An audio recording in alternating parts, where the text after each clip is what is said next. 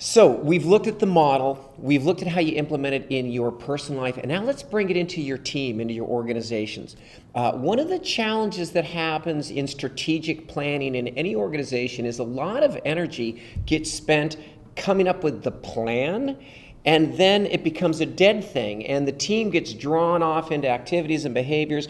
And the beauty of this process is it creates a living protocol for your team. So we're going to look at what that looks like within an organization.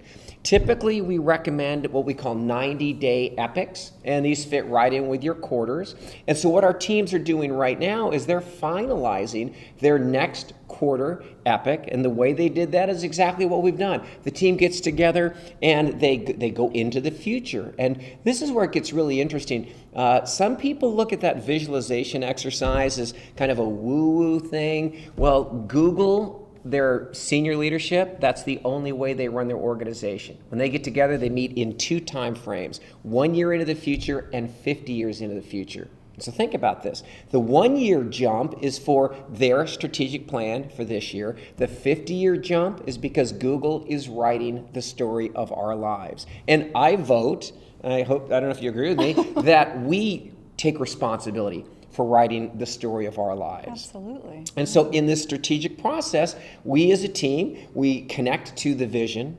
We connect with our, what we call IEC, our ideal ecstatic client. So imagine going into the void and seeing your clients, their needs are met. They're so thrilled about this organization. They're so thrilled by the product and service you provide that they are feeding the company. They're feeding you with income, they're feeding you with referrals, they're feeding you with opportunities. So that's where we begin in the void. And we from that place, we see our product, we see our service fully realized, and then we source. And we come up with our 90-day strategic plan. And we lay out, we look at our team's assets, we look at our team's timeframes, and we have feedback from our team as to what we're going to create. What are those high-value targets in this next quarter? So in that, from a team perspective, between what challenges have you run into with your critical care team in that envisioning phase? Because I know that there can be some friction there. Yeah, and there are a lot of different challenges that you might face. Again, we go through this model and the idea is not that everything's going to run perfectly, but it gives you a structure to work with what is. So, you might have, what I found in this one palliative care team that I work with is there's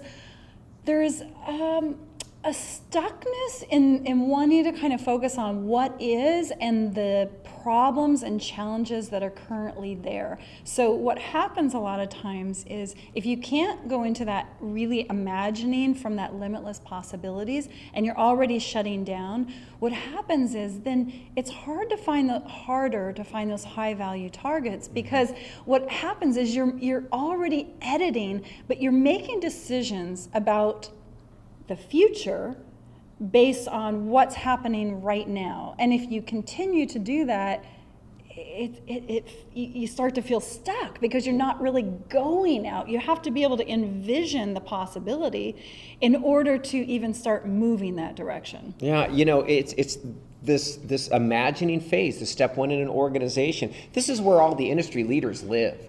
They aren't basing their projections, their models on what is now or what was yesterday. Steve Jobs had no interest in what was. He was a visionary leader, a heart-centered visionary, and that's what this challenge is. And as you grow your team, the challenge is to draw them into the process. So your vision gets expanded by the vision and dreams of that team. So that's that first step. We come down and we create our epic. We create our 90-day strategy.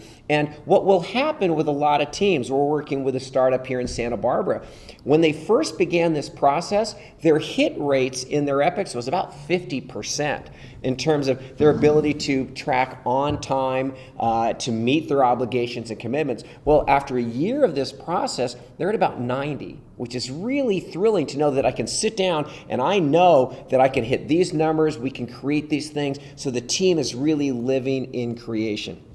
So what have we done as an organization? We've sourced. We've imagined our greatest product, our greatest service. We've made our declarations in terms of a 90-day plan or strategy. Now what do? We set up our training protocols.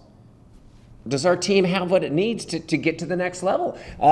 Based on this strategy, people might need some heightened skill sets. And how do we do that? How do we draw those resources in for a team? How could they use these modules?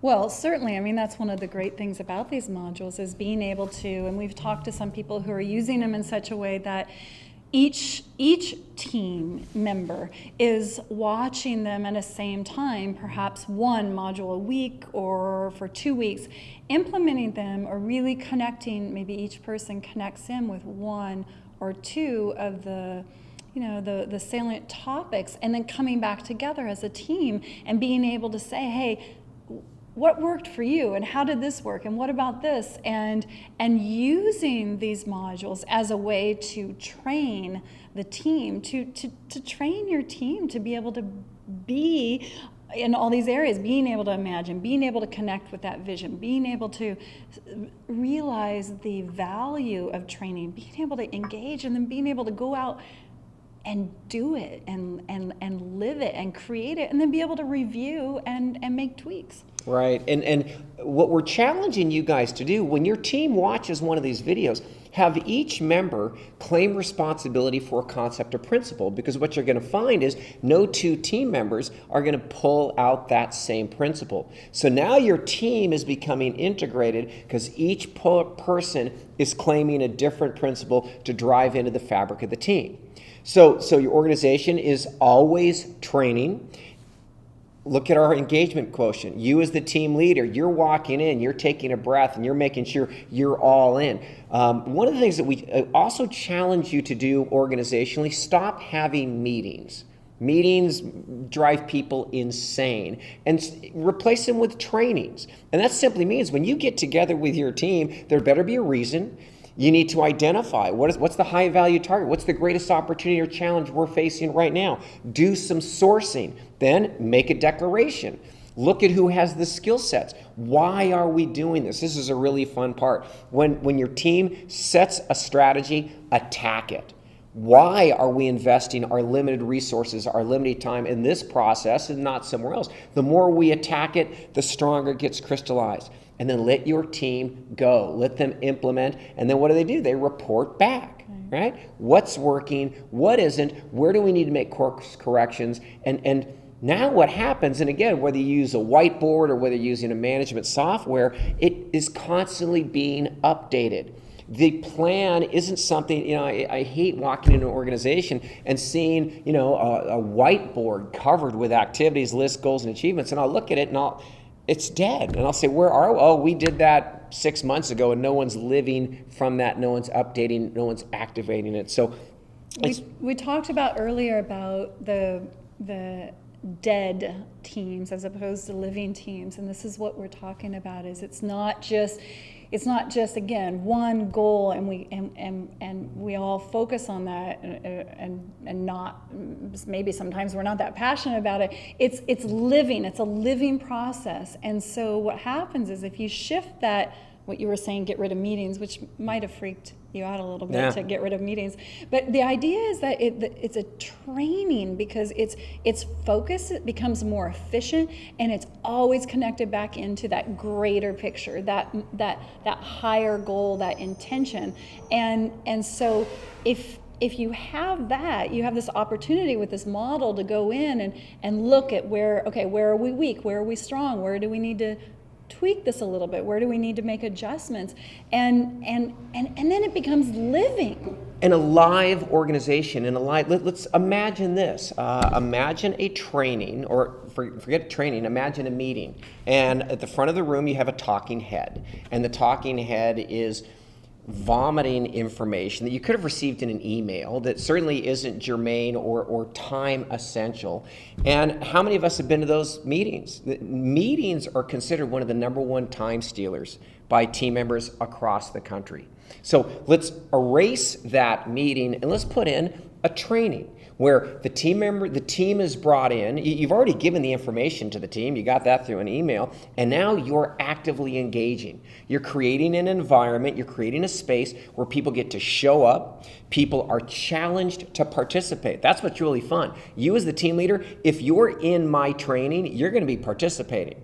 No one is allowed to just take up oxygen. So everyone in the room is participating in the sourcing. We are declaring an intention, a goal, an objective that everyone is taking ownership of. I've had my say. We're looking, okay, you know what, Steve, you need this training module, or I can raise my hand and say, you know, I'm not sure how to do that. We're going to get you the training. We're going to look around. We're going to attack the idea. We're going to make sure that everyone believes this is the best use of our resources, time, and energy. Why?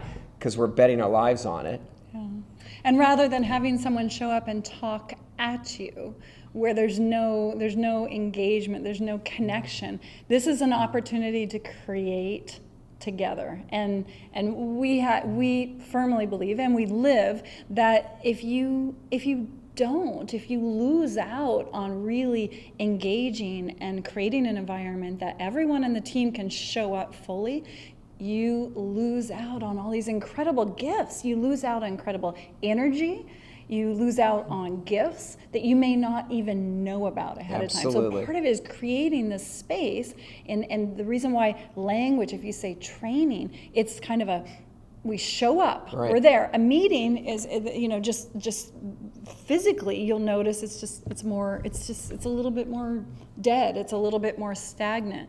So not that a meeting is bad, but a lot of times, not that using that word is bad, but a lot of times when we use it, the energy around that is much more passive. Right. And so what we're looking at in a training is everyone show up. Let's do this. And so that when your team walks out of a training, they are empowered, they have more clarity, they have more resources and skills. And then what we've done is at the end of the training, each team member is taking their accountabilities. This is what I'm going to do. This is what I'm going to own. These are the results I'm committed to creating. So they walk out, they go into the world, they're in that wind element, and guess what? With your next team training, you begin with the results of what just happened. This worked, this didn't. I found this to be brilliant. We ran into a bump here, and that feeds the next training, and it's how your organization uses this model. It's how you guys are going to win, and we're coming into our last module where we tie this whole package together. I have loved going on this adventure with you guys, and and remember that the great thing about these modules is you can go back if something feels a little bit unclear. You can go back and check back in. Use them that way. We'll go into the next one. We'll go into that 6th module, but you can go back in and touch up on things if you want to. You need to go through this information to the point where you can teach it. Yeah. And when you are teaching it, because that's how you're going to drive this into your team and organization. We'll see you in our next module, and thanks for playing with us.